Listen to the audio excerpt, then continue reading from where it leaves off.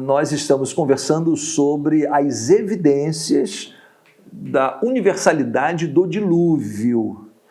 E já vimos que os cemitérios fósseis, a formação das jazidas de carvão mineral, os cânions que estão espalhados no planeta todo.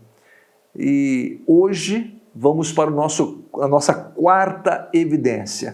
Essas três primeiras nos mostram que a descrição, a narração da Bíblia do dilúvio encaixa-se muito bem naquilo que nós encontramos, tanto de fósseis, de carvão, de cânions. E hoje nós vamos para a nossa quarta evidência. Então, vamos lá.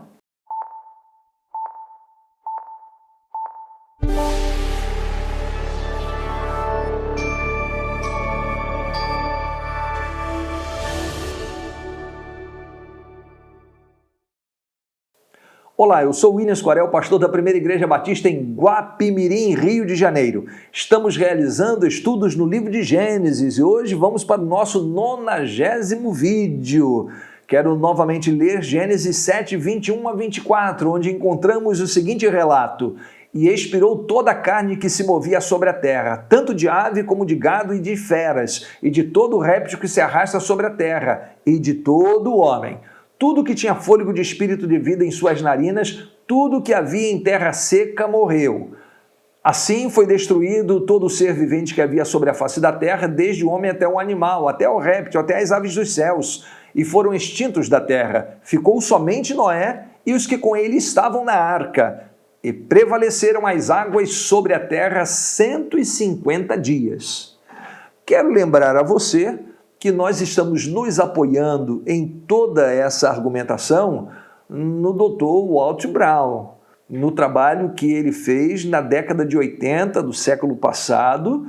Dr. Walt Brown publicou esse fantástico livro, onde ele tem ali colocado assim, os resultados de uma vida de pesquisa. Ele é engenheiro militar, já reformado, e ele trabalhou sobre essas questões das estruturas do planeta, né, da sua morfologia, enfim, do seu funcionamento. Ele tinha questionamentos muito interessantes e ele expõe os resultados do seu trabalho aqui neste livro. Hoje nós queremos falar sobre a formação das rochas. Olha, nós encontramos 3 tipos de rochas na Terra. Essa aqui, as rochas magmáticas ou ígneas, que são formadas aí das lavas vulcânicas. Aqui estão alguns tipos de rochas formadas a partir das rochas desse produto, tá? Então nós temos as magmáticas, nós temos aqui as rochas metamórficas, e temos alguns exemplos aqui de rochas metamórficas, a ardósia, que nós tanto usamos, o mármore, né? E todas essas aqui. E, finalmente, em terceiro lugar, nós temos as rochas sedimentares. Quero logo dizer para você o seguinte: dizem os geólogos que 75% de todas as rochas encontradas em nosso planeta são rochas sedimentares, que são formadas com acúmulo de sedimentos e água. Depois eles ressecam e vira rocha. Ok? Então, vejam vocês as formações rochosas que nós encontramos aqui. Algumas dessas imagens já até vistas. Olha que interessante essa imagem aqui, essa e outras mais. Nós temos aqui rochas. Você já viu rocha dobrar? Já tentou dobrar uma rocha? O que acontece se você tentar dobrar uma rocha? Pega uma peça né? O que acontece? Quebra. Por quê? Porque ela está dura. Já cristalizou. Por que essas rochas não quebram? essas aqui, dão a impressão, elas formam curvas e dão a impressão de que elas não quebraram. E isso no planeta todo. Olha só. Por que isso acontece?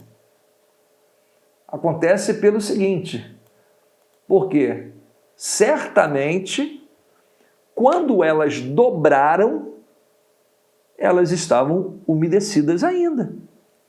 Quando houve alguma acomodação, terremotos, por exemplo, na Terra, elas ainda estavam dobráveis, não haviam cristalizados ali, enrijecido. Por isso nós encontramos esse processo em todos os cantos do planeta.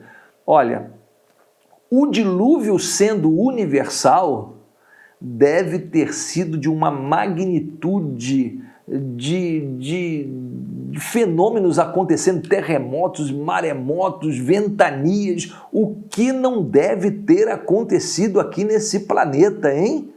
Tudo isso certamente aconteceu e a Bíblia relata que aconteceu. Mais uma visãozinha interessante aqui. Olha só. Em muitas dessas rochas sedimentares, nós encontramos o quê? Aquilo que nós chamamos de fósseis polistrata.